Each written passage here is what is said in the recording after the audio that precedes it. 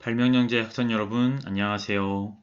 오늘은 발명대회 참가 요령 및 응모 방법이라는 주제로 공부해 보도록 하겠습니다.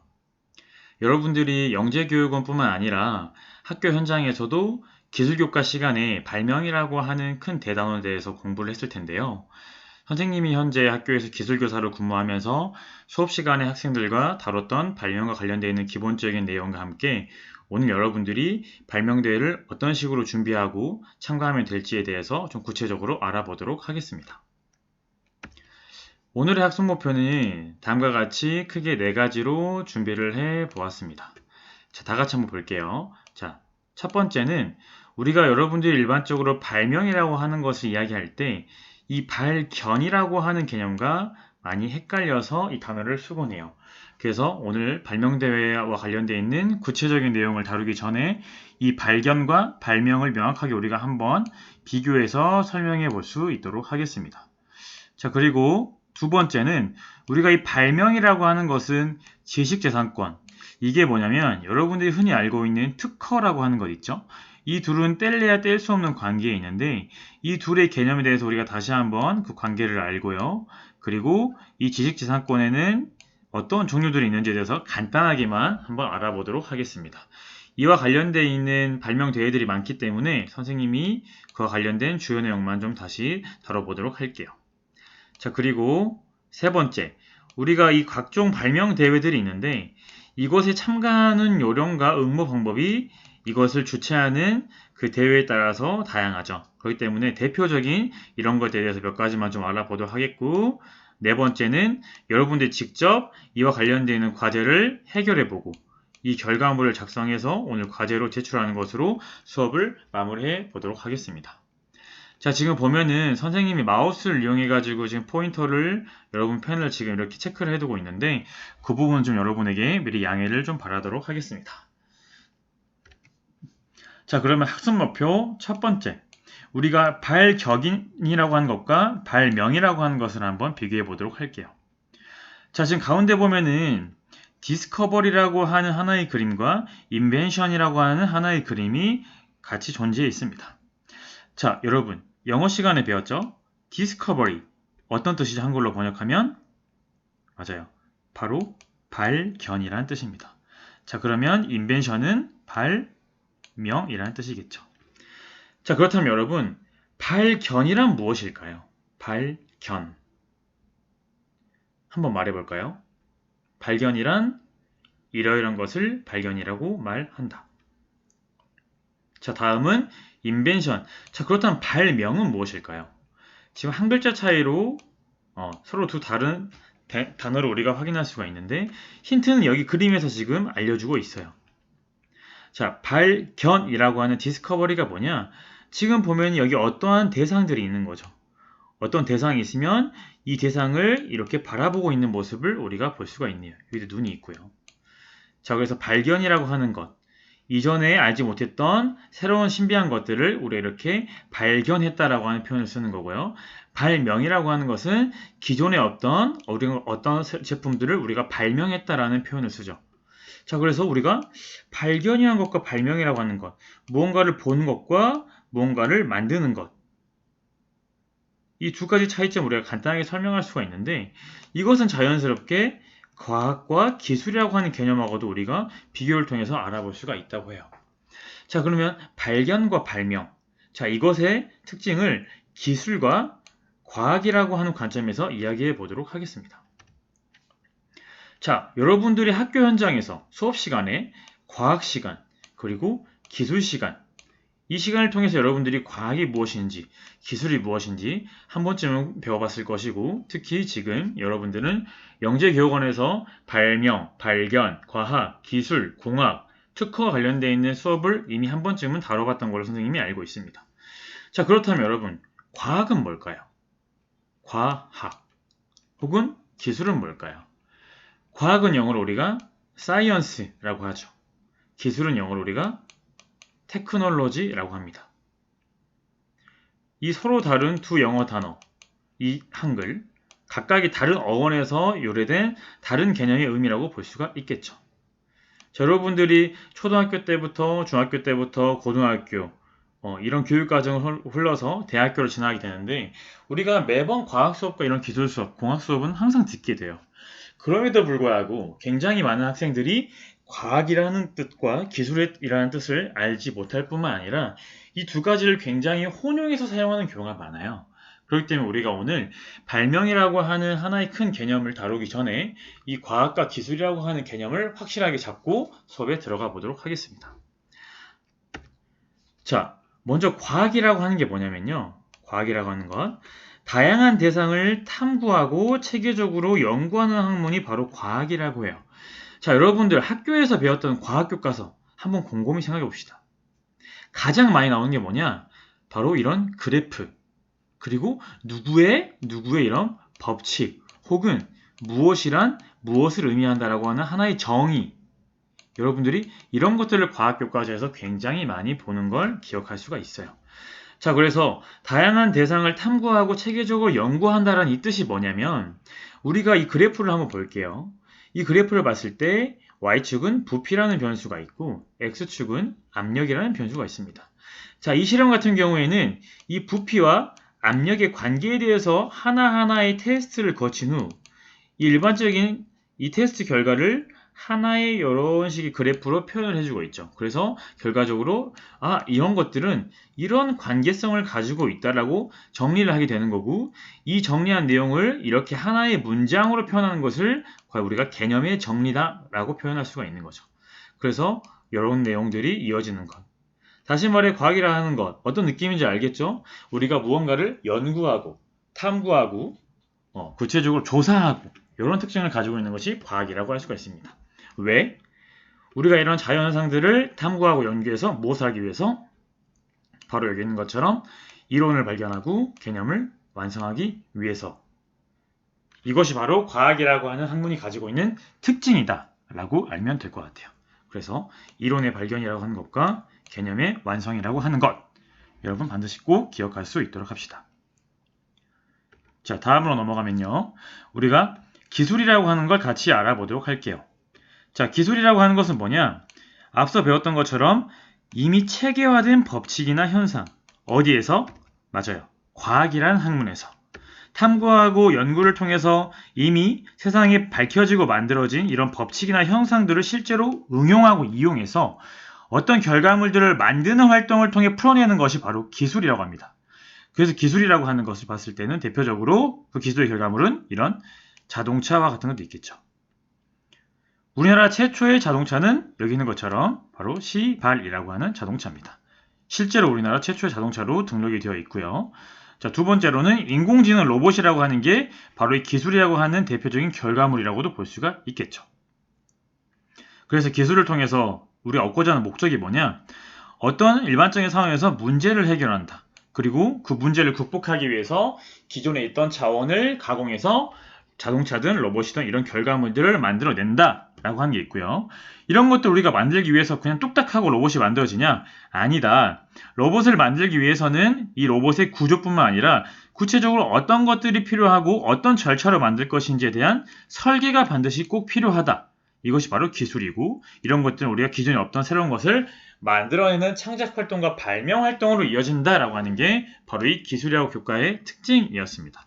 자, 그래서 여러분들에게 선생님이 과학과 기술을 비교해서 설명을 해봤는데 자, 어떤 느낌인지 지금은 좀 감이 왔죠? 자, 그러면 우리가 이 내용을 정리하는 차원에서 한번 볼게요. 여러분들은 다 알고 있어요. 왜냐면 배웠기 때문이죠. 물이라고 하는 액체를 뽀글뽀글뽀글 열을 가해가지고 끓여주면 기체가 돼요. 어떤 기체? 굉장히 뜨거운 상태의 수증기가 되는 거죠. 이게 뭐다? 바로 과학이다. 이 우리가 기화라고 하는 거죠. 기체화 되었다고 해서. 자, 그러면 물은 몇 도씨에 끓는다고 여러분들이 알고 있죠? 맞아요. 물은 우리가 대략적으로 약 100도씨에 끓는다. 다시 말해 액체라고 하는 이 물의 상태는 우리가 100도씨라고 우리가 정해놓은 이 100도씨라고 하는 열 에너지를 받는 순간 바로 기체로 변화하기 시작한다라고 하는 걸 우리가 배웠어요. 이 100도라고 하는 거 어떻게 알죠? 1도부터 쭉쭉쭉쭉쭉쭉쭉 다 테스트를 해봤을 때 이때 열을 받아서 상태를 변화하는 걸 우리가 기본적으로 정의를 하자라고 해서 우리는 지금까지 100도씨에서 물이 끓는다라고 기억하고 외우고 있는 거죠. 자, 그렇다면 이런 현상을 적용해서 우리가 무엇을 할 것이냐? 다음과 같이 증기기관차의 엔진을 만든 거예요. 자, 지금 여기를 상세하게 보면은 불로 뜨겁게 물을 가열해주면 증기가 발생하게 되고 이 뜨거운 증기가 여기서 피스톤을 위아래로 움직여주게 됩니다. 그럼 이 친구들이 왔다 갔다 움직이면서 어떻게 된다? 바로 여기에 있는 이런 축들을 움직이게 하면서 바퀴가 대굴대굴 굴러가는 구조를 우리가 알 수가 있는 거죠. 그래서 이 과학이라고 하는 이 과정을 통해서 우리가 기술이라고 하는 하나의 발명품을 알게 되는 것이죠. 자, 실제로 선생님이 많은 친구들에게 과학이 무엇이고 기술이 무엇이냐라고 물어봤을 때 선생님이 가장 와닿게 설명을 잘한 친구의 답변을 아래에 가지고 왔어요.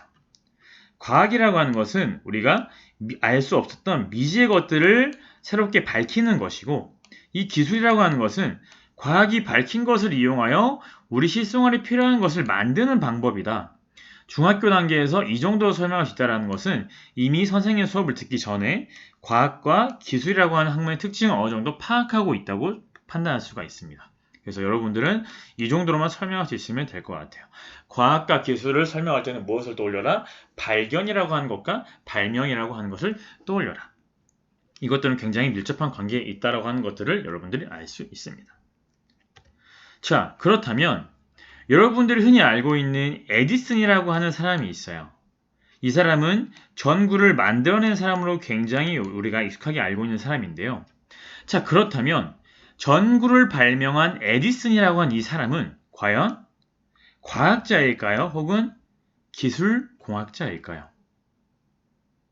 한번 곰곰이 생각해 봅시다. 여러분들이 지금 발견과 발명, 학습 목표 1번과 관련돼서 발견과 발명의 개념에 대해서 공부를 했고요. 이것을 우리가 과학, 사이언스와 기술에 비유해서 지금까지 내용을 정리해 보았습니다. 자, 그렇다면 지금까지 배운 내용을 한 번에 정리하는 문제. 전구를 발명한 에디슨은 과학자일까요? 기술공학자일까요? 자, 선생님이 이 질문을 했을 때 내가 잘 모르겠다 했을 때 여러분들 가장 먼저 뭘 해야 하면 되죠? 바로 검색을 해보면 되죠. 포털 사이트 들어가서 에디슨, 그는 누구인가? 혹은 에디슨의 직업에 대해서 검색해보면 나오게 됩니다. 실제로 굉장히 많은 사람들이 에디슨은 과학자다 라고 말하는 사람도 있고요. 아니다, 에디슨은 공학자다 라고 말하는 사람도 있어요. 하지만 실제로 에디슨의 직업은 과학자가 아닌 바로 발명가라고 우리가 알 수가 있습니다. 에디슨이 어떤 특정한 현상을 발견하고 그것을 체계적으로 연구하고 어떤 법칙과 논리를 세웠다면 이 사람은 충분히 과학자라고도 부를 수 있는 굉장히 유명한 사람이에요. 하지만 이 사람은 실제로 과학이 아닌 발명이라고 하는 기술공학과 관련되는 영역에서 굉장히 큰 업적을 만든 사람입니다. 그렇기 때문에 이 사람을 우리가 천재 발명가 토머스 에디슨이라고도 말하는 것이죠. 자, 실제로 자세히 알아보면 이 에디슨이라고 하는 사람은 미국의 발명가라고 등록이 되어 있어요. 그래서 우리가 잠시 후에 배울 특허라고 하는 것이 1000종이 넘을 정도로 이 당시임에도 불구하고 1000종이 넘을 정도로 굉장히 많은 발명을 했다고 할 수 있습니다. 자, 그리고 이 사람이 만든 것 중에 가장 유명한 것은 바로 이 전구라고 하는 제품이 될 수 있겠죠. 자, 그래서 별칭은 발명왕, 별명이래요. 근데 활동 분야가 과학이라고 표기가 되어 있습니다. 선생님이 처음에 이걸 보았을 때 과학이라고? 어떻게 발명이라고 하는 것에 공학적인 요소를 갖추는 사람에게 활동 분야가 발명이나 공학이 아닌 과학으로 정리가 되어 있을까라고 하는 부분에서 선생님은 의문점을 갖기도 했었죠. 하지만 크게 봤을 때 이 발명이라고 하는 것과 이런 공학이라고 하는 것은 과학과 밀접한 관계가 있기 때문에 과학이라고도 어떻게 봤을 때 해석할 수 있겠다라고 하지만 선생님이 봤을 때는 이 발명이라고 하는 영역에 대한 정체성을 다시 한번 생각해 볼 필요성이 있다고 생각을 하는 거죠. 여러분도 한번 생각을 해봤으면 좋겠고요. 자, 이 사람의 연보를 보면 실제로 굉장히 많은 발명이라고 하는 키워드를 우리가 많이 찾아볼 수가 있습니다. 발명. 추궁기를 발명했고, 백열전구를 발명했고, 이런 걸 발견했고, 이런 식으로. 그래서 이 사람은 굉장히 많은 업적을 남긴 발명가죠. 자, 그래서 이 발명이라고 하는 것은 우리가 전례 없던 것을 발명하는 게 아니라 이전에 있던 것을 개선하고 보완하는 것 또한 발명이라고 한다고 해요. 바로 이 토마스 에디슨이라고 하는 사람의 연보에서도 그걸 우리가 알아볼 수가 있죠. 그래서 이런 식으로 지금 추궁기를 했다가 여기 평반 추궁기를 만들었다가 백열전구를 이렇게 만들었다가 이런 것들 응용해서 하는 걸로 만들었다가 하는 것들도 다 발명으로 해석할 수가 있는 거죠. 자, 실제로 우리가 이 전기와 관련돼서, 전구와 관련돼서 선생님이 발견과 발명을 다시 한번 좀 정리를 해주려고 해요. 자, 실제로 전기를 최초로 발견한 사람은 우리가 탈레스라고 하는 철학자였다고 합니다. 자, 이 사람이 어느 날 호박이라고 하는 보석이 있어요. 우리가 먹는 호박 말고요. 보석 중에 호박이라고 하는 게 있는데 이게 소나무와 같은 것에서 이게 송진액이 나오잖아요. 그걸 굳혀가지고 뭐 다양한 것들을 섞어가지고 만든 금속을 우리가 호박이라고 하는 보석이 있었는데 이 호박이라고 하는 보석을 어느 날 이 사람이 헝겊으로 맨질맨질하게 그 표면을 닦은 거예요. 그래서 닦았는데 닦은 다음에 이렇게 바닥에 올려두니까 이 주변에 있는 먼지들이 이 호박이라고 하는 보석 주변에 이렇게 모이기 시작한 거죠. 그게 뭐냐? 최초로 마찰전기, 우리가 그 머리카락이 달라붙는 이 정전기라고 하는 발견한 것을 발견한 사례다라고 최초로 기록되어 있습니다. 이걸 우리가 발견이라고 하는 거예요. 이걸 바로 과학이라고 하는 영역에서 하게 되는 거죠. 자, 그 뒤에 오래된 시간이 흘러서 길버트라고 하는 사람, 이 사람은 직업이 과학자예요. 맥락이 맞죠? 이 길버트라고 하는 사람이 세계 최초로 체계적인 정전기 연구를 하기 시작해요. 이 사람이 일단 발견을 했는데 연구 단계까지는 가지 않았단 말이죠. 근데 이 길버트라고 하는 사람이 연구를 하게 됩니다. 이러면서 최초로 우리가 전기라는 용어를 사용하게 돼요. 자, 전기가 영어로 뭐죠? Electric City를 우리가 전기라고 합니다. 이게 어디서 따왔냐? 바로 이 호박이라고 하는 명칭에서 따온 거예요. 우리가 그리스어로 호박이라고 하는 게 뭐냐면 일렉트론이라고 합니다. 일렉트론. 그래서 여기서 일렉트론이라고 하는 어원에서 따와서 전기가 바로 일렉트릭 시티라고 하는 어원으로 가지게 된 거죠. 그래서 이런 재밌는 전기와 관련되어 있는 역사에 대해서도 여러분에게 선생님이 한번 알려주고 싶었어요. 그래서 그 결과로 이 테스트를 인해서 여러분들이 이 그림 어마어마하게 많이 봤죠. 아마 지금 보지 않은 친구들은 고등학교 혹은 수능 그 공부를 하기 시작하면 이 그림을 정말 어마어마하게 많이 보게 될 겁니다. 그래서 여기가 플러스인데 마이너스인데 어떻게 움직이면 어떻고 이런 것들을 여러분들이 실험과 테스트를 통해서 알아보게 되는 것이죠. 자, 선생님은 여기까지만 설명하고 넘어가 보도록 하겠습니다. 자, 정리할게요. 자, 그렇다면 전구를 발명한 에디슨, 그는 과학자인가 기술공학자인가? 그는 역사의 한 획을 그은 발명가이자 기술공학자라고 선생님은 생각합니다. 자, 이렇게 학습목표 1번 발견이라고 하는 것과 발명이라고 하는 것을 우리가 비교해서 설명을 해보았습니다. 그래서 발견과 발명, 과학과 기술 우리가 이런 것을 에디슨이라고 하는 사람의 업적을 통해서 가볍게 정리를 해보았고요. 자, 학습목표 두 번째는요. 이 발명이라고 하는 것과 지식재산권, 법적인 제도와의 관계를 알고 이것의 종류에 대해 우리가 좀 구체적으로 알아보도록 할게요. 자, 그 전에 굉장히 재미있는 특허 이야기가 있는데요. 이거는 지금 뉴스웨이라고 하는 곳에 선생님이 출처를 따왔는데 윤호윤호라고 하는 동방신기 가수 멤버가 있죠. 최근에 다양한 예능 프로그램 나와서 굉장히 많은 열정러로 사랑을 받고 있는 사람 중에 한 명인데요. 마스크와 관련되어 있는 디자인 특허를 냈다고 합니다. 여기서 디자인 특허라고 하는 건 디자인권을 의미하겠죠. 자, 그래서 보면은 일반적인 마스크 형상인데 지금 여기 가운데 보면 동그란 장치가 추가적으로 달려있는 게 이 제품의 특징이라고 할 수가 있어요. 자, 그래서 이게 뭐냐면 마스크에 덮개를 달아 쓰고 있는 이런 번거로움을 우리가 음료수 마실 때 항상 마스크를 벗었다 뺐다 해야 되고 사이사이에 틈을 내서 먹어야 되는데 그게 아니라 여기에 빨대를 넣을 수 있도록 마스크에 덮개를 설치한 거죠. 그래서 병뚜개처럼 이렇게 열었다 닫았다 해가지고 우리가 편하게 쓸 수 있는 마스크를 벗는 불편함을 없앨 수 있는 그런 아이템을 구해낸 겁니다. 그래서 디자인을 구해냈다고 하는 이유가 뭐냐면 기존에 있던 마스크에서 여기 가운데 있는 입구를 추가해서 만들어서 디자인의 변형을 줬기 때문에 우리가 디자인권이라고 하는 거예요. 만약에 기존에 없었던 최초의 마스크를 만들어냈다, 발명하고 개발했다라고 하면 이것은 특허로 보호를 받을 수가 있습니다. 이 범위와 특징에 대해서는 잠시 후에 우리가 알아보도록 하겠고요. 이런 마스크와 관련되어 있는 것들, 코 마스크, 고글이 부착된 마스크, 방진 마스크, 자동차 이론 마스크, VR 위생 마스크 등등의 굉장히 다양한 디자인의 마스크가 실제로 존재한다라고 하는 것을 우리가 알 수가 있죠. 자, 그렇다면 발명이라고 하는 것이 과연 무엇일까요? 발명의 개념에 대해 한번 생각해 봅시다. 발명은 invention이라고 하는데 invention 여기서 invent라고 하는 거는 무언가 떠오르다 라고 하는 뜻을 가지고 있어요. 그래서 우리가 발명이라고 하는 거 생각했을 때 많은 친구들이 실제로 이렇게 뭔가 이렇게 새롭게 뿅뿅뿅 떠오르는 이런 전구의 모양을 생각하는 친구가 많아요. 뭔가 번뜩하고 아이디어가 떠올랐다고 하는 것이죠. 그래서 발명이라고 하는 건데 이 발명이라고 하는 개념이 굉장히 재밌어요. 어떤 개념이 있냐? 이 발명이라고 하는 거는 지금까지 존재하지 않았던 새로운 제품을 만들거나 자, 첫 번째, 새로운 제품을 만든다. 이건 여러분들이 일반적으로 많이 알고 있어요. 기존에 없던 무에서 유를 창출하는 새로운 제품을 만들다라고 하는 게 발명이다. 근데 흥미로운 점은 기존의 제품을 개선해서 무언가를 만들어내는 것도 우리가 발명이라고 해요. 다시 말해서 앞서 윤호윤호의 사례로 봤던 것처럼 기존에 이렇게 마스크라고 하는 게 있는데 이 마스크에 뚜껑이라고 하는 입구를 더했더니 이것 또한 발명의 대상으로 간주할 수 있다는 거예요. 왜? 기존의 제품에서 어떠한 기능이나 디자인적인 측면을 개선하고 변경을 했기 때문에 바로 발명이라고 하는 것으로 충분히 해석할 수 있다라고 하는 겁니다. 자, 그렇다면 여러분 이런 생각할 수 있겠죠. 그러면은 이거 조금만 바꾸면은 내 특허로 내서 내가 조금 돈을 벌 수 있겠는데? 라고 하는 생각을 가질 수 있겠죠. 그렇기 때문에 이 발명과 관련돼서는 지식재산이라고 하는 법적인 제도와 가이드가 굉장히 중요한 역할과 기능을 하는 겁니다. 그렇기 때문에 여러분들이 발명을 배울 때 지식재산권이나 특허와 관련된 이야기를 다루지 않고 발명만 배웠다. 이거는 굉장히 중요한 부분을 배우지 않고 넘어간 것 같아요.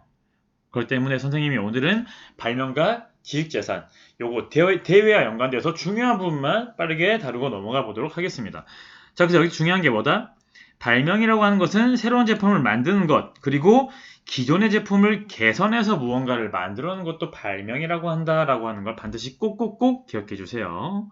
자, 다음 특허라고 하는 것, 패턴트라고 하는 게 있는데요. 이 특허라고 하는 게 뭐냐?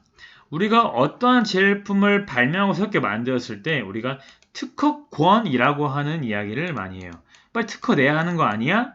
특허로 빨리 등록해 라고 하는 말을 합니다. 자, 특허라고 하는 게 뭐냐? 우리가 어떤 발명품을 만들었어요. 자, 근데 만들었는데 이걸 가만히 두면 이게 쓸모가 있을까요? 없을까요? 그냥 쓸모가 없어. 이걸 사용해줘야 돼. 이걸 누군가 사용해줘야 되는데 이 기술이 무엇인지 공개가 되고 널리 알려져야 이것을 필요한 사람들이 이 기술을 사용할 거 아니에요. 그렇죠? 그렇기 때문에 어떠한 발명품이 있고 새로운 제품이 있으면 기업가 같은 경우는 굉장히 많이 홍보를 합니다. 단 홍보하기 전에 제품을 완벽하게 개발을 하고요. 이걸 법적으로 등록을 해서 이건 내 거다라고 하는 주인의식을 주인에 대한 권리를 확실하게 받은 후에 이제 그런 판매 활동을 하게 되는 것이죠. 자, 그래서 특허라고 하는 게 뭐냐? 내가 어떤 발명품을 만들었어. 자, 그랬을 때 이것이 일정 기간 동안에 이 발명을 독점적으로 이용할 수 있는 권리를 국가에서 인정해 주는 걸 우리가 특허라고 해요. 예를 들어 선생님이 A라고 하는 새로운 제품을 만들었어. 근데 선생님이 특허를 등록하지 않고 그냥 사용했는데 다른 사람이 이거 괜찮은데 하고 뺏어가지고 특허를 등록해 버렸어. 그러면 등록한 사람이 이 특허에 대한 주인이 되는 거예요. 그래서 이게 특허를 스틸한다. 특허를 우리가 훔쳐간다라는 표현을 쓰기도 하고 이러한 굉장히 복잡한 문제들이 있기 때문에 우리가 특허 분쟁이라고 하는 특수한 상황이 발생되는 것이죠. 그렇기 때문에 여러분들이 특허라고 하는 것들은 법적으로 이 기간 동안에 이 아이디어나 이 발명에 대한 주인공은 바로 너야 라고 딱 국가에서 지정해주고 그걸 보호해주고 지켜주는 걸 바로 우리가 특허권이라고 합니다. 어떤 느낌인지 알겠죠? 자, 실제로 이 특허라고 하는 것은 굉장히 작은 영역이죠. 지금 우리가 지식재산이라고 하는 가장 큰 범주에서 봤을 때 산업재산권, 저작권, 신지식재산권으로 크게 먼저 3개의 카테고리로 분류할 수가 있어요. 그 중에서도 우리는 이 특허와 관련된 산업재산권을 구체적으로 다뤄볼 건데 이 특허는 굉장히 큰 단위의 특허와 작은 단위의 실용신안권, 형태에 대한 디자인권과 상표권 이 4가지로 구분할 수 있다고 합니다. 저작권은 그냥 여러분들 많이 보는 음악이나 영화나 이런 방송 콘텐츠들이 저작권에 들어가는 거고요. 신지식재산권은 우리가 최근에 새롭게 경제적인 가치를 얻게 되면서 법적으로 등장한 이런 신지식재산권을 말하는데요. 데이터베이스, 인공지능, 첨단 설계, 영업 비밀 굉장히 복잡하죠. 심플하게 말하면 어떤 게 있냐면 바로 캐릭터와 같은 것들이에요. 캐릭터. 펭수, 포켓몬스터, 뭐 요즘 나와 있는 여러 가지 캐릭터도 있죠. 라이언 프렌즈들 그런 것들이 다 이런 신지식재산권에 들어가는 범주에 해당된다고 볼 수가 있습니다. 자, 그럼 우리가 이 산업재산권에 대해서 좀 구체적으로 알아보도록 할게요. 이 신지식재산권, 저작권, 산업재산권 중에서 우리는 이 산업재산권을 자세히 알아보도록 할 건데, 특허라고 하는 것은 발명이라고 하는 것을 보호한다. 새롭게 무언가를 만들어내는 것. 그리고 실용신앙권은 고안이라고 하는 것을 보호한다. 그래서 고안이 뭐냐면 우리가 새로운 걸 발명하는 게 아니라 아까 말했죠. 개선시켜서 만든 업그레이드 버전을 우리가 실용신안이라고 합니다. 그 다음에 디자인권, 형상이고요. 상표권, 예를 들어서 삼성 같은 경우는 이렇게 삼성 하고 써져 있고, 애플 같은 경우는 이렇게 사과 하나 반쪽 점 이렇게 깨물어 가지고 있는 거 있죠. 이런 것들을 우리가 상표라고 합니다. 자, 그래서 옆에 있는 표를 보면 특허라는 것과 실용신안, 디자인, 상표에 대한 설명이 있죠. 그래서 이거는 고도화된 발명, 그리고 이것은 그냥 소발명, 작은 업그레이드한 그런 발명들, 그 다음에 디자인권은 형상, 모양, 색채 이런 것들을 개선해서 설계 만든 거. 이거는 이런 표식이라고 할 수 있죠. 식별할 수 있는 표식들, 이런 것들이라고 보면 될 것 같아요. 자, 그리고 이런 것들 특징 중에 하나가 아래 보면 존속기간이 더 달라요. 이게 뭐냐면 특허를 얼마 동안 주인으로 인정해 줄 것이냐라고 하는 건데, 특허 20년, 실용신안 10년, 15년, 20년, 이렇게 10년 이런 식으로 우리가 구분할 수가 있죠. 근데 지금 현재 이렇게 보여드리겠죠? 20, 10, 20, 10 이런 식으로 구분할 수가 있습니다. 그래서 이 연도에 대한 구체적인 그런 기간까지 여러분들이 지금 외울 필요는 없고요. 그냥 특허라고 하는 것이 영구적인 것이 아니라 딱 한 20년 정도만 보호가 되는구나. 이 정도만 알면 될 것 같고요. 가장 큰 특징 중에 하나가 바로 이 특허라고 하는 것과 실용신안, 디자인, 상표권 이렇게 4개로 우리가 흐름을 해석할 수 있다. 그리고 이와 관련되어 있는 발명대회에 대해서 우리가 알아볼 거다. 이 정도 흐름으로 여러분들이 따라오면 되겠습니다. 자, 그렇다면 문제 한번 풀어볼게요. 다음 그림은 지식재산권 중 어떤 영역에 해당하는 것일까요? 너무너무 쉬워버리죠. 너무너무. 자, 페이스북이라 나와 있네요. 뭘까요? 정답은? 맞아요. 딱 요거 하면 좋아요 라고 해서 이게 바로 상표권의 대표적인 사례죠. 잘 있고요, 다들. 자, 두 번째. 우리가 관광지 놀러 가면 한때 굉장히 유행했었던 바로 이 지팡이 아이스크림이 있습니다. 자, 지팡이 아이스크림은 어떤 영역에 해당할까요? 바로 디자인권이죠. 기존에 있던 아이스크림의 이런 지팡이 모양이라고 하는 디자인을 개선시켜서 만든 것이 바로 이 지팡이 아이스크림이었습니다. 출처는 선생님 특허청에서 가지고 왔고요. 자, 세 번째 문제는 1번과 2번으로 구분할 수가 있는데, 자, 각각 다른 영역에서 이것을 보호할 수 있다고 합니다. 자, 첫 번째, 이 두 가지의 차이점에 대해 보면은, 이 친구 같은 경우에 일자로 뻣뻣하게 있는 빨대의 형상이고요. 두 번째는 이렇게 구부릴 수 있는 부분이 추가되어 있는 빨대입니다. 자, 우리가 아까 배웠죠? 큰 단위의 발명, 대발명과 개선 단계 수준의 소발명이 있다. 이것은 각각 특허와 이것으로 보호할 수 있다라고 했는데, 이것은 실용신앙권이었습니다.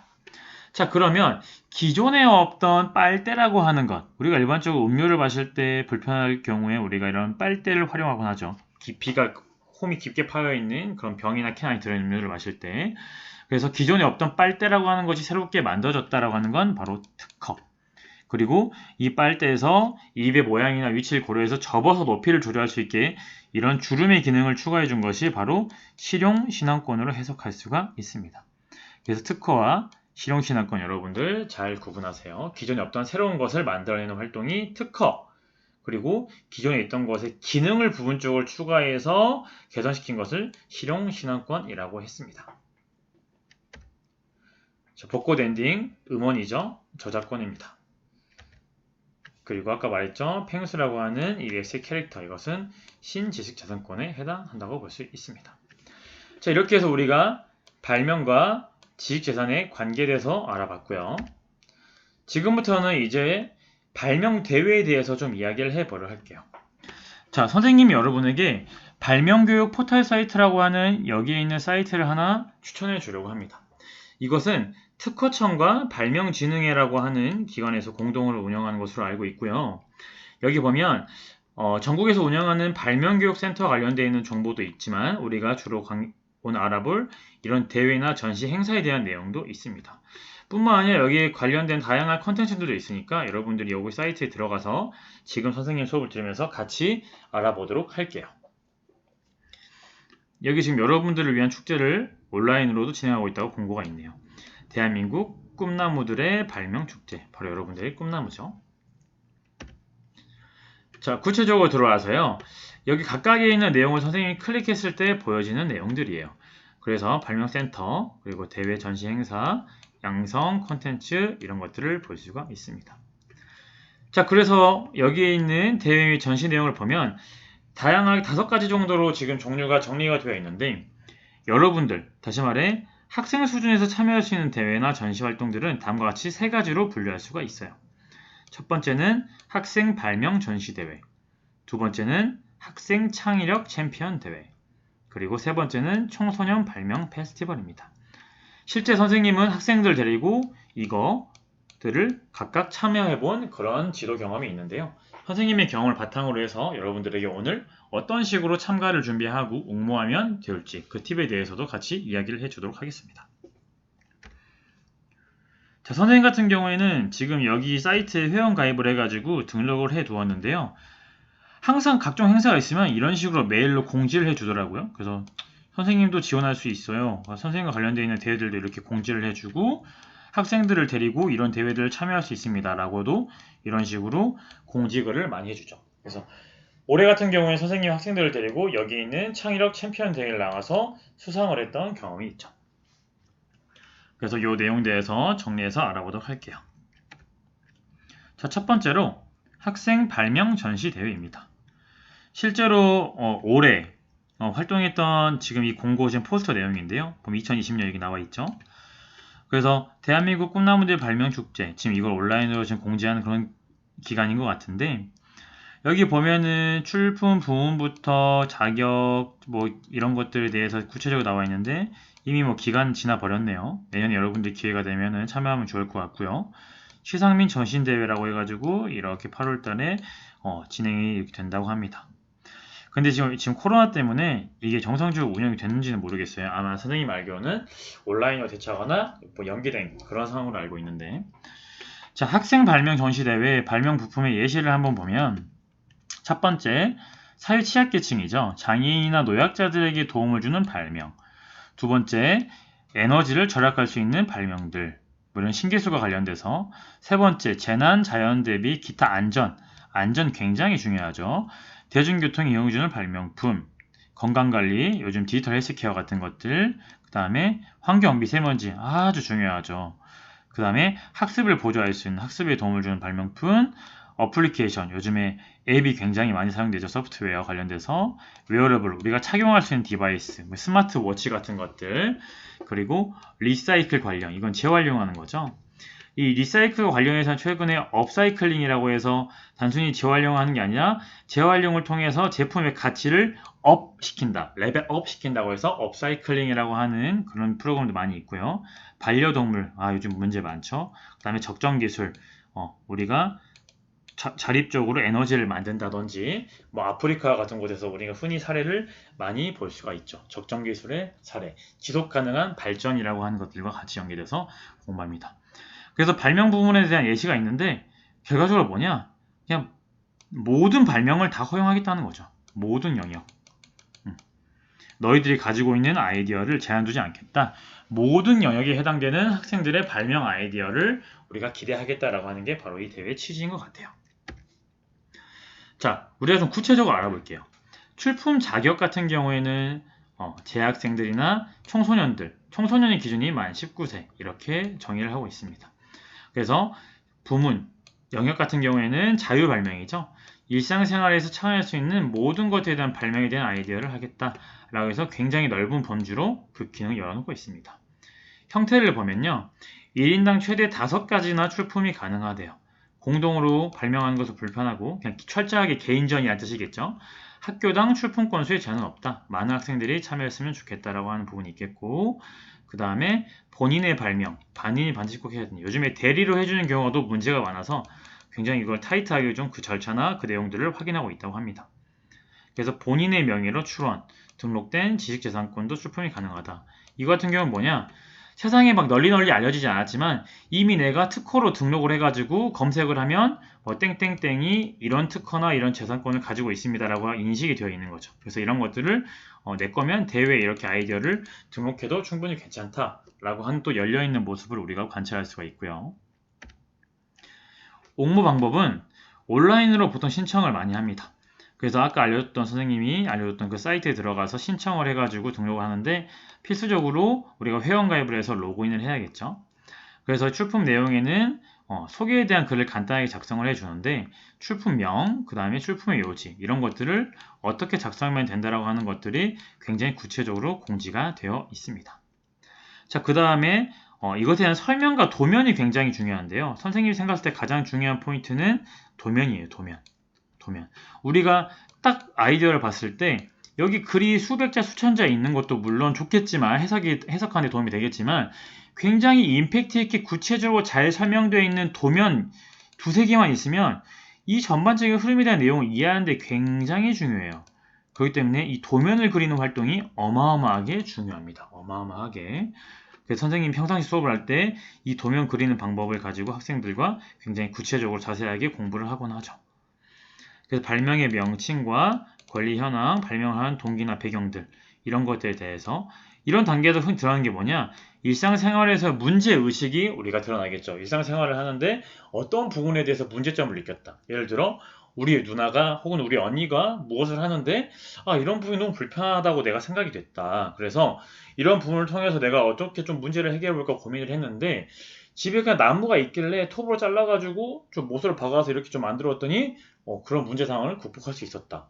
그래서 내가 처음에는 그냥 가볍게 만들어 봤는데 막상 해보니까 할 수 있을 것 같아서 조금 구체적으로 좀 제대로 재료를 사가지고 만들었더니 이런 결과물을 만들 수 있었다라고 적어주면 바로 100점짜리 박수 빡빡빡 받으면서 바로 이 친구들 바로 대상 줘야겠다 해서 딱 시상하게 되는 그런 아름다운 스토리와 배경이 있었습니다.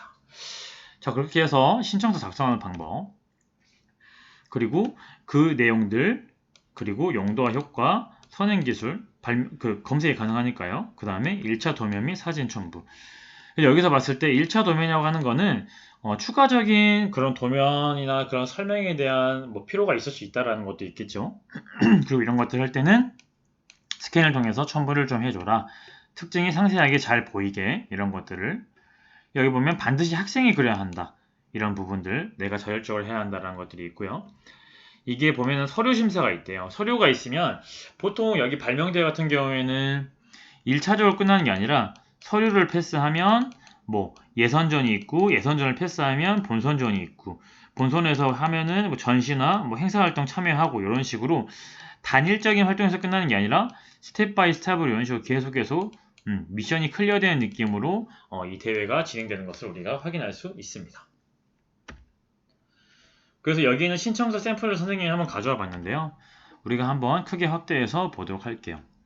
그래서 앞서 선생님이 설명을 간단하게 했는데 여기는 설명 내용 보면 훨씬 쉽죠? 이런 식으로 내용 작성하고 이런 식으로 명칭 쓰고 현황 체크하고 번호 쳐고 이런 기계들 500점에는 금방 쓰죠. 그래서 이런 식으로 간단하게 신청서를 제출할 수 있는데요. 스텝 1부터 2, 3까지 해서 몇 가지 내용을 추가적으로 작성하고 보완할 수 있는 내용들도 우리가 확인할 수가 있는 거죠. 근데 충분히 여러분들 스스로도 할 수 있고 옆에 학교 선생님들이나 부모님들의 도움이나 지도를 받아서도 얼마든지 신청하고 제출할 수 있는 것이라고 할 수 있죠. 그래서 진입장벽이 그렇게 높지 않은 그런 전시대회라고 할 수 있겠고요. 수상작 우리가 한번 살펴보도록 할게요. 첫 번째 수상작은 바로 대통령상을 받은 이 학생의 제품이라고 할 수가 있습니다. 그래서 계단을 타는 워커라고 하는데요. 이런 식으로 생겼고 이런 식으로 이 친구들이 실제 결과물을 만들었다고 해요. 그래서 발명 동기가 뭐냐? 이 친구는 외할머니를 보고 이것에 대한 발명 동기를 얻게 됐는데 이런 것들 통해서 워커라고 하는 보조기구를 해서 활용하는 것을 보셨다. 근데 계단을 오르락내리락 할 때 되게 불편하신 것들을 이제 이 학생이 발견을 한 거죠. 그래서 계단을 보고도 이렇게 쉽게 조작할 수 있는 제품을 만들어 보자 라고 해서 지금 이 친구가 이걸 만들게 되었죠. 그래서 이러한 기능들 보조기구로서 광범하게 활용될 수도 있다라고 하는 이런 계단 타는 워커를 이 친구가 개발해서 만들게 되었고요. 이렇게 관절적으로 움직일 수 있는 것들.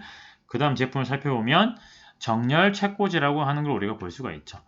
이 친구 같은 경우에는 이 책의 높이나 길이에 따라서 이런 것들이 들쑥날쑥하게 정리되는 모습을 보기 싫었던 거예요.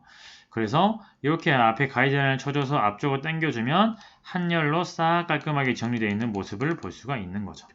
그래서 첫 번째 대통령상에 비해서는 구조나 만들기가 훨씬 심플하지만 기존에 있던 책장은 이런 식으로 개선해서 최우수상을 받았고, 이 친구도 기존에 있던 워커라고 하는 것에 계단을 탈 수 있는 일정 기능을 추가해서 대통령상을 수상하게 되었죠. 그래서 이런 것들은 발명 중에서도 엄연하게 말하면 실용신앙권에서 보호할 수 있는 그런 아이템이다라고도 우리가 해석을 해볼 수 있습니다.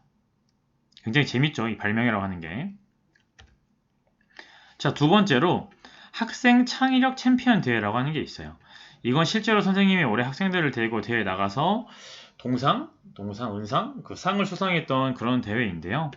생각보다 머리를 많이 써야 하고 표현하는 것이 되게 재밌고 창의력을 요구하는 그런 대회인 걸 선생님도 좀 깨달았었는데, 여기 보면은 2020년 학생 창의력 챔피언 대회, 이름 굉장히 길어요. 여기 보면은 접수 대상부터 기간, 방법, 일정들이 나와 있습니다. 여러분들이 보통 대회를 볼 때 학교 게시판이나 선생님들이 학교 게시판에 이런 대회와 관련되어 있는 포스터나 공고글을 굉장히 자주 공유를 하세요. 근데 이런 것들을 좀 관심 있게 보는 친구들이 많지 않죠. 여러분들이 앞으로는 이런 학교에 있는 게시물이나 선생님들이 공유해주는 이런 대회나 전시회 일정에 좀 관심을 가지고 보면 생각보다 굉장히 많은 활동들이 있구나라고 하는 걸 여러분들 충분히 알 수 있습니다. 그래서 이런 것들은 이렇게 마찬가지로 서면 심사가 있고 예선 대회가 있고 전국 본선 대회가 있네요. 그래서 이 대회 같은 경우에는 시 단위로 연 다음에 하나로 통합해서 본선에서 전국 단위로 활동을 같이 공유하는 것으로 우리가 알고 있습니다. 그래서 선생님도 온라인 진출하고 예선 진출해서 본선까지 가서 시상을 하게 됐던 건데요. 크게 이렇게 세 가지 영역이 있어요. 처음에는 굉장히 심플한 과제로 있다가 두 번째 조금 더 구체화시키고 마지막은 엄청 정교하게 만들어서 발표까지. 그래서 이게 바로 학생창의력 챔피언들의 흐름인데요. 포스터를 크게 보면은 이런 시도나 전국 단위로 구분됐고, 여기 시상 규모나 이런 설명에 대해서 구체적으로 다 알 수가 있죠. 그래서 여러분들이 포스터 한번 주의 있게 학교에서 보면 좋을 것 같고요. 마찬가지로 이것도 이 발령 포털 사이트에서 등록을 할 수가 있대요. 회원가입 반드시 해야겠네요, 참여하려면은.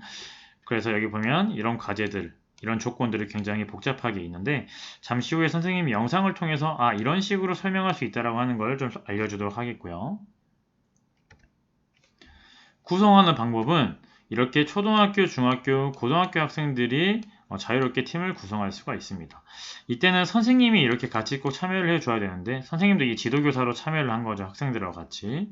그래서 인원은 4명에서 6명 정도, 팀장을 뽑아야 되고 지도교사 1명이 있습니다. 그래서 이거는 같은 시도 안에 학교가 달라도 상관이 없어요. 영재교육 받는 친구들은 지금 다 서울시에서 학교가 있으니까 주변에 마음 많은 친구들이 있으면은 내년이나 요 대회 한번 같이 준비해서 나가보는 것도 굉장히 재밌고 좋은 추억이 될 것 같습니다. 그래서 이런 식으로 관련된 대회들이 있고요. 과제 종류는 크게 3가지예요. 표현 과제가 있고, 제작 과제가 있고, 즉석 과제가 있어요.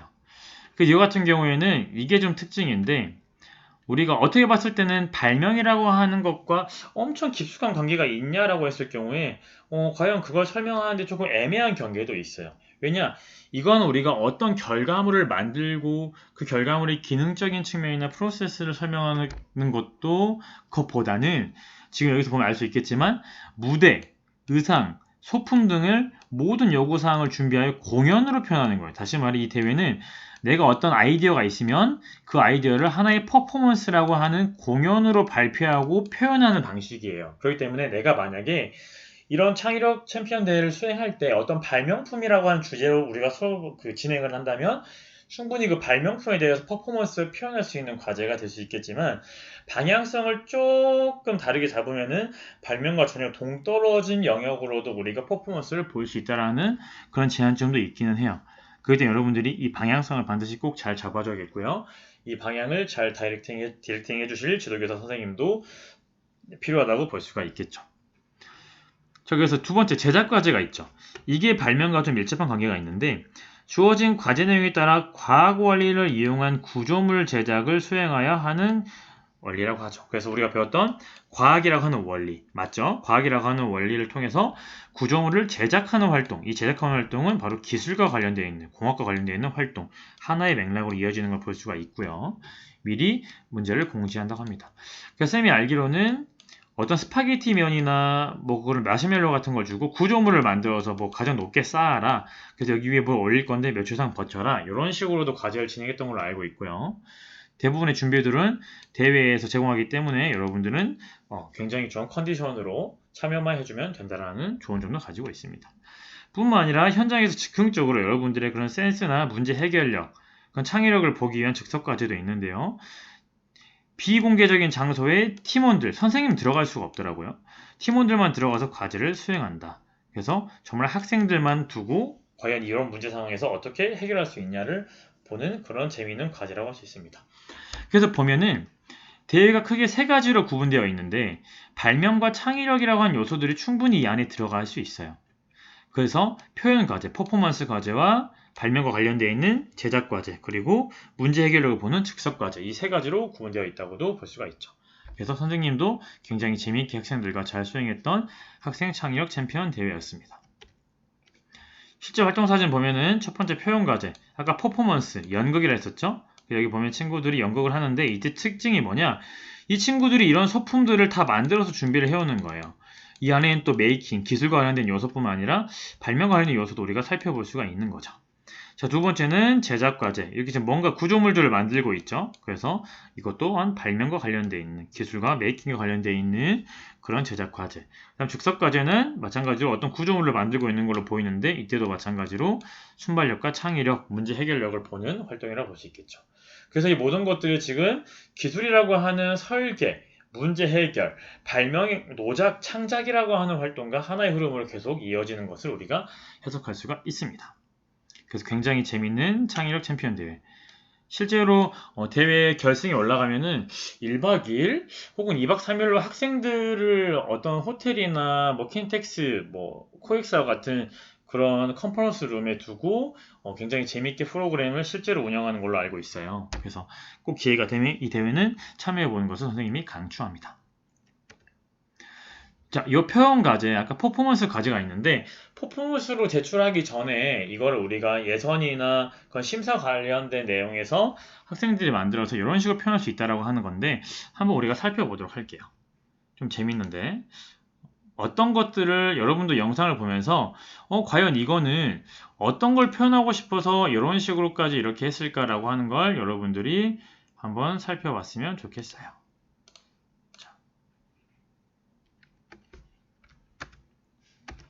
자꾸 이게 안 들어가네. 잠시만요.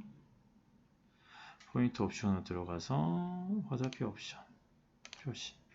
오케이, 한번 볼게요.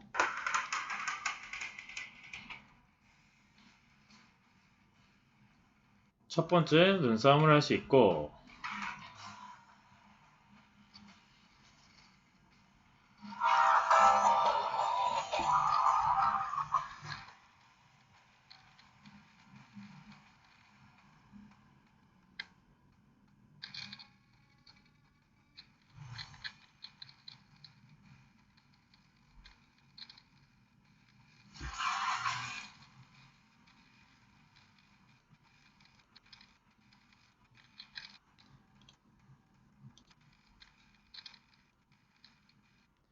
자, 지금 이 친구를 보면 소화기라고 하는 마트에 있는 하나의 제품을 표현하기 위해서 뭐 눈사람도 할 수 있고 밑검도 할 수 있고 이런 특징들이 있다라고 하는 거 설명했는데 이 소화기의 각각의 요소, 부품들을 하나의 그런 표현할 수 있는 퍼포먼스를 보고 이렇게 영상을 만든 걸 알 수가 있죠. 그래서 여러분들이 과연 얼마나 창의적으로 생각할 수 있냐를 보는 그런 표현 과제라고 할 수 있습니다. 자, 다음으로 우리가 청소년 발명 페스티벌이라고 하는 걸 알아볼 텐데, 앞에서 우리가 다 배웠던 내용이에요. 뭐냐면, 이게 하나의 페스티벌, 우리가 축제라고 하는 개념에서 운영을 한다고 하는데, 우리가 선생님이 앞에서 다뤘던 대한민국 창의력 챔피언 대회, 그리고 발명 전시 대회, 그리고 여기에 청소년 발명가 프로그램이라고 하는 것이 새롭게 추가돼서 이 세 가지의 소스를 우리가 청소년 발명 페스티벌이라고 부릅니다. 그래서 발명에 미친 아이들의 신나는 페스티벌 자체 발광이라는 컨셉 슬로건으로 바로 이 페스티벌이 운영되곤 하죠. 그래서 기존에 있던 챔피언 대회와 전시 그리고 발명가 프로그램이 합쳐져서 이런 청소년 발명 페스티벌이라고 부른다 라고만 알고 넘어가면 될 것 같아요. 그래서 지금까지 선생님이 설명했던 내용을 정리하면 학생 발명 전시 대회 그리고 창의력 대회 세 가지 영역이 있었죠. 퍼포먼스 그리고 제작하는 거 즉석해서 문제 해결하는 거 그 다음에 이거는 대회와 별개로 발명가 프로그램이 있으니 관심 있는 친구들은 특허와 관련되어 있는 교육들 그리고 지식재산과 관련되어 있는 아까 법과 관련된 내용들을 배워서 창업과 관련된 내용까지 여러분들에게 커리큘럼을 제공한다고 합니다. 그래서 선생님이라면 이거 한 번씩은 다 해보고 싶을 것 같아요. 굉장히 재미있는 활동들이기 때문에. 오케이. 그래서 이 체험하는 걸 보면은 스마트 미디어, VR, 그리고 마이즈라고 해서 우리가 오토마트 있죠? 이거 떼굴떼굴 굴러가는 거. 그 다음 맥스 트레이딩이라 해가지고 이런 목공, 유니맥 기계를 활용한 것들도 있다 해서 다양한 체험 활동을 할 수 있는 것들이 있다. 이 페스티벌 관련 축제니까요. 자, 그 다음에 선생님이 좀 새로운 사이트를 하나 소개하자면 발명진흥회라고 하는 사이트가 하나 있는데요. 여기도 마찬가지 가운데를 보면 다음과 같이 여러 가지 내용들이 있는데 이 중에서 우리는 요 발명 정시 행사 요 내용을 한번 주의 깊게 보도록 하겠습니다.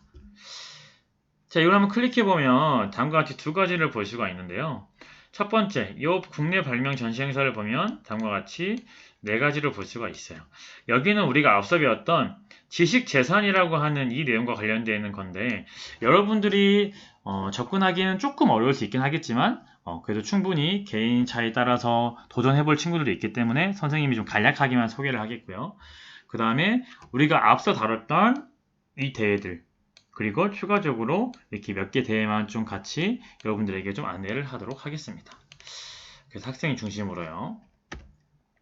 자, 먼저 상표 디자인권인데요. 지금 여기 보면은 여러 가지 옷에 대한 디자인들이 이렇게 지금 발표됐고 나와 있는 거 볼 수가 있고 여기 각각에 관련되어 있는 사례도 소개를 하고 있는 거죠. 그래서 상표나 디자인이 어떻게 봤을 때 이미지와 시각적인 부분에서 연계성이 있잖아요. 그렇기 때문에 이거 두 개를 묶어가지고 이와 관련되어 있는 전시나 그런 발표 대회들 을 하는 것 이것도 마찬가지로 시상이나 그 순위를 매기는 그런 구조들이 있고 그 다음에 발명 특허 대전이라고 해가지고 이렇게 여러분들이나 이런 기업들에서 자기들이 개발한 것들을 가지고 나와서 그런 프로젝트나 아이템들을 발표하고 공유할 수 있는 자리라고 할 수가 있겠죠. 그래서 특허, 실용신안, 디자인으로 등록된 것들을 이렇게 8개 분야에서 발표를 하고요. 이렇게 일반인들이 와가지고 견학하기도 하고 이렇게 학생들 같은데 학생들이 와가지고 이런 체험학습도 많이 하는 그런 활동이라고도 할 수 있죠. 그리고 지식재산 스타트업 경진대회라고 하는 것이 있는데 스타트업이라고 하는 건 창업이에요. 창업을 간단히 말하면 내가 하나의 회사를 만들어낸다라고 하는 걸 스타트업이라고 할 수 있겠죠. 그래서 요즘에 스타트업을 굉장히 많이 국가에서도 권장하고 지원도 많이 해주고 대학생들도 흔히 많이 하는데 여러분들도 이제 5년, 6년만 있으면 대학생이 되니까 이런 지식재산과 관련되어 있는 경험을 바탕으로 해서 스타트업이나 창업을 한번 도전해보면 어떨까 해서 이런 것들이 있다라고 해서 여러분들에게 안내를 해보았고요. 상금도 보면은 굉장히 짱짱하게 잘 지원하는 걸 볼 수가 있죠. 자, 다시 여러분들 활동으로 돌아와서 발명, 글짓기 혹은 만화 공모전이 있어요. 그래서 공모 주제도 마찬가지로 나만의 상상 속 발명. 뭐냐? 주제가 굉장히 넓다. 주제에 제한이 없다. 네가 하고 싶은 걸 다 그냥 표현해도 된다라고 하는 거고요. 예를 들어보면은 나의 생활을 편리하게 바꾸는 거나 우리 사회에 도움을 줄 수 있는 것들 어마어마하게 많죠. 그 범주가 아까 선생님 표로 정리했었고 그래서 여러분들이 이런 식으로도 참여하면 좋은데 특히 약간 만화 그리는 거를 좋아하는 학생들이 많잖아요. 요즘에 태블릿도 있고 서피스와 같은 디바이스들이 많은데 그런 것들 이용해서 이런 거 한번 참여해보면 어떨까? 이건 초등학생이 그린 거네요. 그래서 이런 식으로 한번 발명 관련된 아이디어를 좀 재능을 표현해보면 어떨까라는 생각도 있고요. 크게 보면 이런 내용이라고 합니다. 다음 넘어갈게요. 그리고 미래형 발명 인재 약성이라고 해서 이거는 대회는 아닌데 여러분들에게 서포트 해줄 수 있는 이런 프로그램이 있다라고 하는 걸 좀 안내해 줄게요. 그래서 지식재산과 관련되어 있는 이런 프로그램을 뭐 카이스트나 포스코가 같은 그런 대학교에서 운영하기도 하고요. 발명영재 교육원들 서울에 많이 있죠. 이런 것들 이용해서도 여러분들에게 발명과 관련되어 있는 영재 커리큘럼을 제공하기도 합니다. 관심 있는 학생들은 꼭 개별적으로 확인해서 지원해보면 좋을 것 같고, 자, 마지막 네 번째, 여러분들 오늘 과제 활동이 있는데요. 발명대회 참가 과제를 한번 직접 여러분 샘플링을 확인해보고 결과물을 작성해서 제출해보는 활동까지 한번 이어보려고 합니다. 자, 여기 마찬가지 상단을 보면 국내 전시 및 행사라고 하는 또 전시와 행사가 하나로 이어졌는데, 지금 우리는 청소년 발명 아이디어 경진 대회랑 여기에 있는 세계 발명 창의력 올림픽 이 두 가지를 좀 다뤄보도록 할게요. 자, 첫 번째로 청소년 발명 아이디어 경진 대회인데, 선생님이 이 내용을 여러분에게 지금 간단하게 소개를 하고 잠시 후에 여러분들이 여기에 있는 과제물을 직접 작성해가지고 구글 클래스룸에 업로드해서 그걸로 결과를 한번 확인해 보려고 합니다.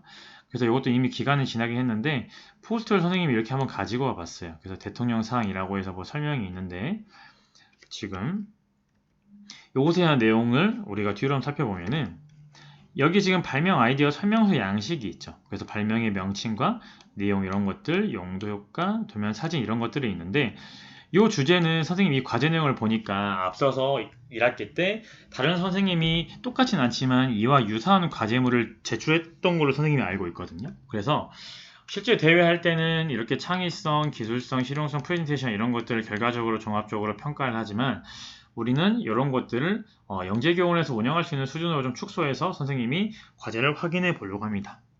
이런 다양한 것들이 있는데 이 중에 선생님이 가장 강조하고 싶은 포인트는 바로 도면이에요. 도면. 도면을 얼마나 구체적으로 잘 그려서 여러분들의 아이디어를 시각적으로 명확하게 표현했냐를 선생님이 이번 과제의 평가 요소로 좀 엄격하게 좀 보도록 하겠습니다.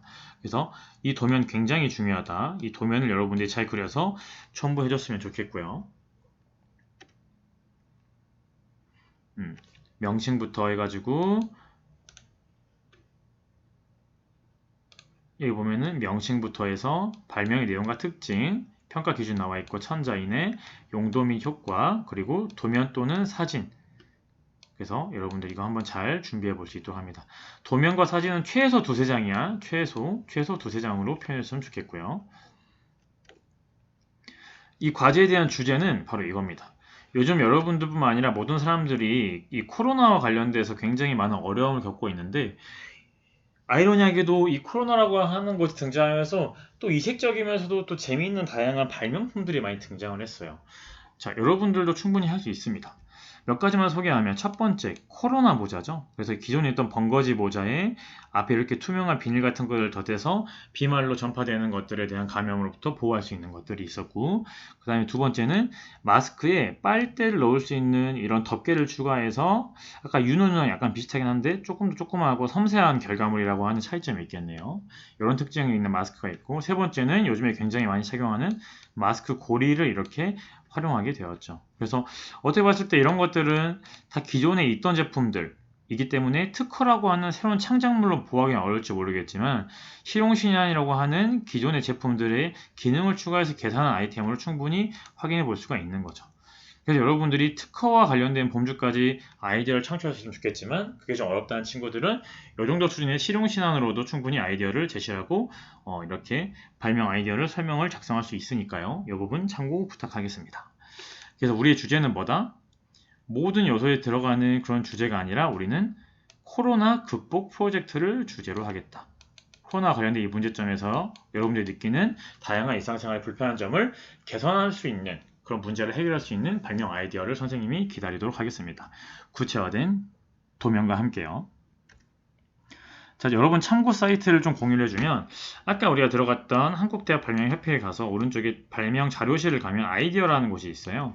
여기 보면 기존의 학생들이 업로드된 자료들이 이렇게 있으니까 이런 식으로 아이디어를 구성하고 살필 수 있겠구나라고 하는 걸 여러분들 직접 비슷한 또래로 확인해 보면 좋을 것 같고요. 선생님 몇 가지 내용을 가져와 봤는데 이런 식으로 옴겨타기 시험실 체험, 야간 안전우산, 그리고 대학생이 한 이런 작품들이 있었습니다. 그래서 이런 샘플들을 참고하는 것도 창의적이고 새로운 관점을 해석하고 보는 데 굉장히 도움이 되니까요. 여러분들 이거 한번 주의 깊게 살펴볼 수 있도록 할게요. 이거는 뭐 세계 발명 창의력 대회라고 하는 게 있는데 이런 올림픽이 있다라고 하는 걸 좀 안내해 주고 싶었고요. 그냥 간단히 넘어갈게요. 선생님이 오늘 거의 이 자료를 만들었을 때는 크게 두 가지였어요. 발명교육 포털 사이트, 한국발명진흥회 이 두 가지가 메인이었고 이 두 가지에서 이 발명이나 특허와 관련되어 있는 다양한 대회나 행사들을 운영하고 있죠. 그 다음에 이런 것들에서 구글에서 이미지를 많이 가져왔고 이런 출처를 밝히는 것도 우리가 뭐다? 그런 저작권과 관련되어 있는 지식재산과 관련되어 있는 중요한 법이다. 그렇기 때문에 선생님이 이렇게 몸소 출처를 다는 모습을 여러분에게 보여준 거고요. 자, 오늘 강의가 좀 다소 길었는데 여러분들 오늘 원래 학교에서 그 영재교원에서 들어야 되는 수업을 대체해서 선생님 영상을 만들어 봤습니다. 자, 영상 여러분들 잘 시청했으면 좋겠고요. 여러분들이 발명이나 특허, 지식재산 이 대회를 지원하고 준비하는데 좀 도움이 줬으면 좋겠다라는 그런 생각도 가지고 있습니다. 자, 그럼 오늘 여러분들 영상 듣느라 고생했고요. 과제물 잘 제출해 줄 수 있도록 하고 선생님은 그 과제 평가를 통해서 여러분에게 피드백을 제공하도록 하겠습니다. 자, 그럼 오늘 수업 여기서 마칠게요. 수고했습니다. 안녕.